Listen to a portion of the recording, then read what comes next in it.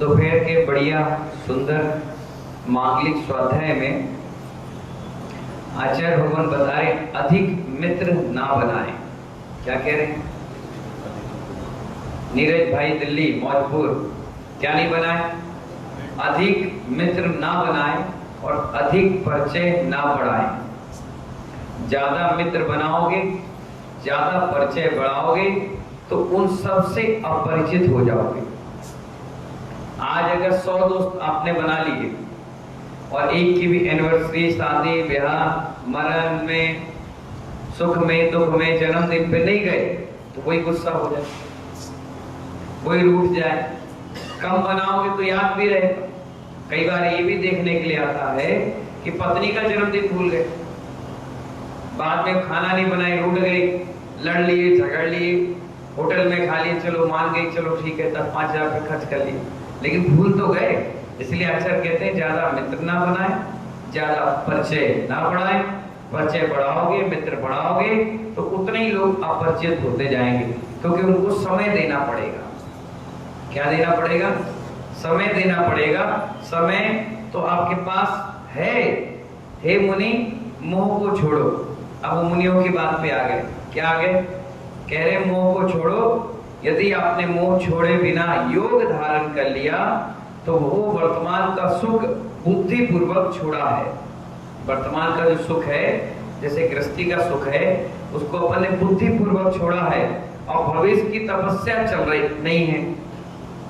भविष्य की तपस्या नहीं चल रही है तो भविष्य का सुख भी गया। वर्तमान का सुख तो छोड़ ही दिया। काहे के लिए?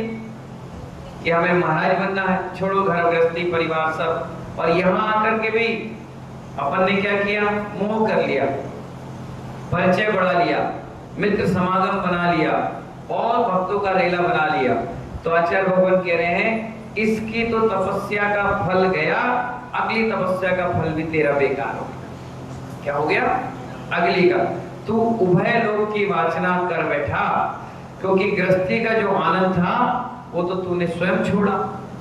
क्या छोड़ा विमल भैया? गृहस्थी का आनंद। बढ़िया रहते, कपड़े पहनते, खाते पीते, बच्चे बीवी परिवार, गृहस्थी, उत्सव महोत्सव मनाते, घूमते फिरते रहते, वो सब चीज छोड़ी। क्यों? तपस्या करने के लिए। और तपस्या करने के बाद भी मोह बढ़ा लिया, और मोह इतना बढ़ा लिया, इतना परिचय बढ़ा लिया कि अगला भय, उभय भय वासना बना लिया कि अगला आने वाली तपस्या का फल जो था वो फल हमारी गृहस्थी का यही छूट कर रह गया। और आगे साधना कर नहीं पा रहा है।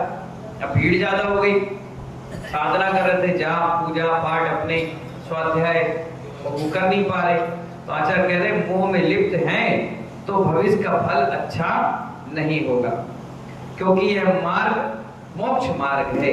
कौन सा मार्ग है ये? मोक्ष मार्ग है। इनमें पूर्ण शुद्ध 16 ताव ही चलता है, यानी 24 कैरेट का सोना ही परफेक्ट माना गया। ना 22.5, ना 23, ना 23.25, ना 23.25, ना 24.25। कितना कैरेट चाहिए महाकाल? 24 कैरेट, बिल्कुल टच। अगर हल्का सा भी ताव गड़बड़ रहा, हल्का सा भी उसमें कोई खराबी रही तो तुरंत रिजेक्ट हो जाएगा, उसको कोई बख्शता नहीं है। टाके वाला मोक्ष मार्ग नहीं चलता। कौन सा? हाँ, लोग टाका लगा देते ना, टाके में क्या होता है? टाके के नाम से वो 1-8 ग्राम आधा ग्राम मार लेते हैं, वो यहाँ नहीं चलेंगे। यहाँ तो पूरा प्योर चाहिए, चाहे कैसे भी रहे। हे बीतरागी तपोधन, क्या कह रहे हैं साधु से? हे बीतरागी तपोधन, ये आगम का ज्ञान है। क्या का ज्ञान है? ये आगम का ज्ञान है। ग्रंथों को कंठ में उतार लेना। क्या कह रहे हैं?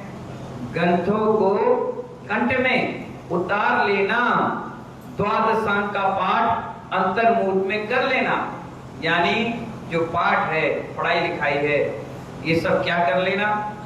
अंतर्मुहूर्त में। क्या करना? अंतर्मुहूर्त का मतलब 48 मिनट से कुछ कम में ये सारी पाठावली कर लेना। यही सिद्धि का साधन नहीं है। क्या कर ले बोल रहे हैं आचार्य? ये भी सिद्धि का साधन नहीं है। इस विश्व में सबसे लघु कोई वस्तु है, उसका नाम है परमाणु। क्या है? परमाणु। और कर्म तो बहुत बड़ा है। अपन बोलते कर्म का उदय, नहीं, आचार्य कहते परमाणु का उदय। कर्म से भी छोटा और सबसे छोटा कोई चीज है तो परमाणु। क्या है? परमाणु। जो कर्मण वर्गणाएं हैं वो तो सूक्ष्म है, लेकिन परमाणु सूक्ष्म में भी सूक्ष्म है। क्या कह रहे हैं? परमाणु जो है वो सूक्ष्म में भी सूक्ष्म है। पुद्गल की सबसे छोटी कोई इकाई है तो उसका नाम है परमाणु, जो आंखों से दिखता है।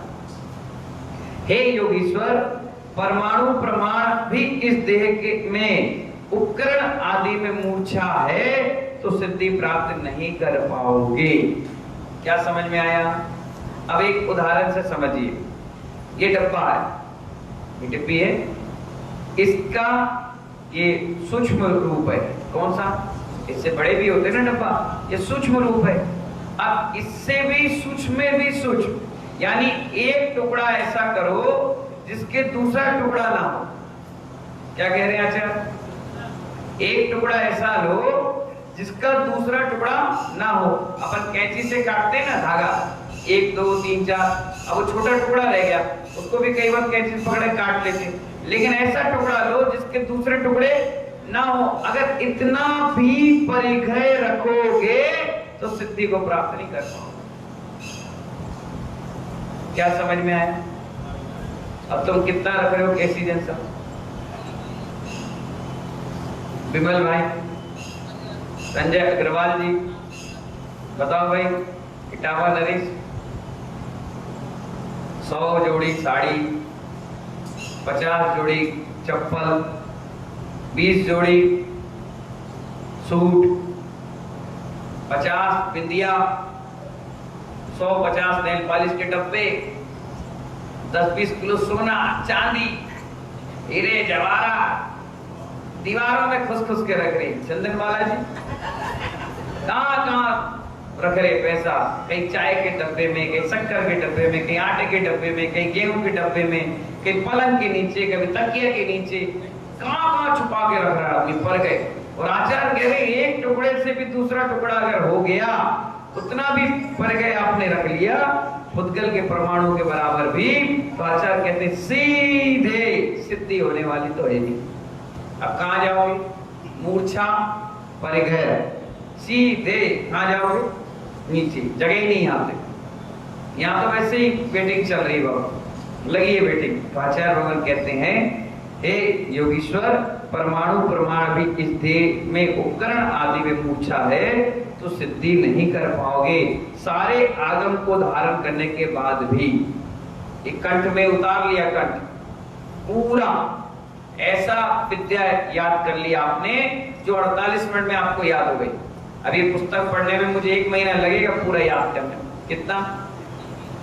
आपको लगेगा साल भर में, कोई नए व्यक्ति को लग जाएगा 10 साल, है ना?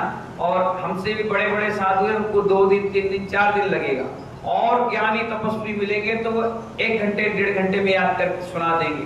कुछ ऐसे हैं जो बोले और याद करके पढ़ने की जरूरत नहीं। अगर ऐसे साधु भी हैं और उनको ऐसे कंठ में विद्या याद है, अगर उनके पास भी ऐसे परमाणु रूप भी एक कण भी पर गए है तो उनको सिद्धि नहीं होगी, ये बताया जा रहा है। तो इसलिए आचार्य कह रहे हैं, सांड बैठकर यह वेदन करने की आवश्यकता है कि मेरा राग कितना हट रहा है। क्या सोचना है? मेरा राग कितना हट रहा है। कुछ भी कहो, प्रभावना बड़ी है कि प्रभावना घटी है। क्या कह रहे हैं? प्रभावना भीड़ देख करके बड़ी है कि प्रभावना घटी है। जब आप मुनि बने हो तो मुनित की रक्षा करना आपका सबसे बड़ा धर्म है। क्या है? हाँ, जैसे लेडीज अपने इज्जत की धर्म की रक्षा करती है, ऐसी मुनियों को अपने मुनि के धर्म की इज्जत की रक्षा करना चाहिए। बाहर के ढोल धमाके की रक्षा करना आपका धर्म नहीं है, वह तो हो जाएंगे।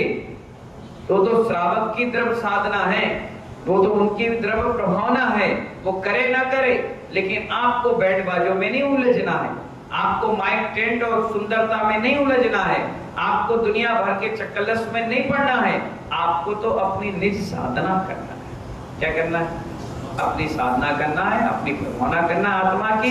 फालतू के झंझटों में, ज्यादा भीड़ के चक्करों में, ज्यादा मित्र समागम के चक्कर में आप इतना समागम बना लें, बाद में रूठना उठाना, मानना मनाना, मान सम्मान, बहुमान सम्मान, बस इसी में सारी चीज निकल जाएगी। फिर अपनी भावना कब कर पाएंगे आत्मा की?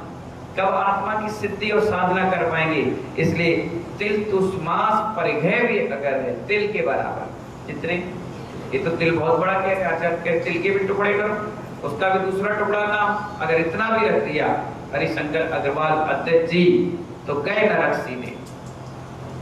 कहां गए? दोष लगेगा, बहुत बड़ा पाप लगेगा। इसलिए आचार्य कहते हैं मोह और राग के जो शत्रु हैं आत्मा के, इनसे कोसों दूर हो जाओ। क्या हो जाओ? कोसों दूर हो जाओ। जितना दूर होते चले जाओगे उतनी अपनी आत्मा के नजदीक होगे, और जितना इनके नजदीक जाओगे उतना ही आत्मा से दूर होते चले जाओ। रात के सपने भी इन्हीं के आएंगे। किनके आएंगे? यही मोह और राग के। जिसके? मोह और राग के। ये सारे शत्रु हैं। माता पिता को शत्रु बता दिया, बैरी बताया, जिनने पैदा किया। क्या कहा? माँ शत्रु, पिता बैरी। अब आप सोच लीजिए, जिसने पैदा किया, हम कह रहे माता के तुल्य है, पिता के तुल्य है। अरे काहे के माता पिता के तुल्य? संसार में जो ढकेले वो तुम्हारा सबसे बड़ा शत्रु, जो संसार को बढ़ाए वो सबसे बड़ा बैरी, जो संसार को घटाए वही सबसे बड़ा मित्र। गुरु तुम्हारे क्या करते हैं? संसार को घटा देते हैं। क्या करते हैं? भाई हमें मुनि दीक्षा दी, समझो हमारे 3 4 10 50 भाव भटकते, वो बच गए। बचेंगे नहीं बचे? अब मुनि बन के आत्मा कल्याण करेंगे, अगली बार फिर पता नहीं कहां पहुंचेंगे, और हो सकता है पहले भी मुनि रहे होंगे, इसलिए अभी फिर मुनि बने, है ना? भाव है जैसे प्रगट करने अपन। इसलिए आचार्य बन कह रहे हैं अधिक मित्र ना बनाए, अधिक परिचय ना बढ़ाए, लिमिटेड रखिए, जिससे आपको और हमको किसी को भी परिचय देने की आवश्यकता नहीं, अपरिचित होने की जरूरत नहीं, ना लड़ाई झगड़ा, ना मुंह फुलाना, ना गुस्सा होना, बड़ी शांति से अपना जीवन जिए। ज्यादा परिचय बनाओगे तो अंत में ये सब पछताना पड़ेगा, ये सब याद आएंगे, और देख गए और किसी से मोह कर लिया तो भूत बनकर रात के डराओगे, फिर सपने में दिखेंगे, परेशान करेंगे। इसलिए ये सब चीजों से अपन को दूर रहना है। इन्हीं मंगल मानव के साथ योग के सबसे बड़े शत्रु मोह और राग। किसके? योग, मन, वचन, काया के सबसे बड़े शत्रु कौन? मोह और राग। इनसे दूर हट जाइए। बस यही आज का जीवन का सबसे बड़ा सार है। जय बोले महावीर भगवान की।